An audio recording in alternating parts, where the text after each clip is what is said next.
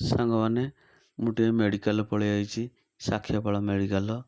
କ'ଣ ପାଇଁ ମେଡ଼ିକାଲ ଆଇଛି ଆପଣମାନେ ଜାଣିଛନ୍ତି? ଗୋଟେ ଦୁଃଖ କଥା, ଆମ ଭାଇ ଆଜି ସାତସଙ୍ଗ ଯାଉଥିଲେ।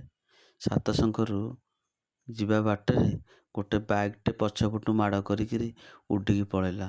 ଏଠି ଲୋକର ମାନବିକତାକୁ ମାନିବାକୁ ପଡ଼ିବ। ମାନେ ଏତେ ଅବିବେକୀ, ତୁ କେମିତି ମାନେ ଦୁଇ ଜଣ ପଡ଼ିଛନ୍ତି, ଗୋଟେ ବୟସ୍କ ଲୋକ ଗୋଟେ ଯୁବ ଲୋକ, ତୁ ତାଙ୍କୁ କେମିତି ଛାଡ଼ିକି ପଳେଇବୁ କି? ତୋ ଭଉଣୀ କି ଭାଇ କି ତୋ ମା ସାଥିରେ ହେଇଥାନ୍ତା, ତୁ ସହିଥାନ୍ତୁ? ହଉ, ଭଗବାନ ତୋତେ ଭଲରେ ରଖନ୍ତୁ ହେଲା। ଏଠି ଦେଖ କେତେ ଲାଇନ୍, ମୋ ଭାଇ ସେପଟେ ଏଠି ଭାଇ ପଡ଼ିଛନ୍ତି ବେଡ଼୍ ଉପରେ।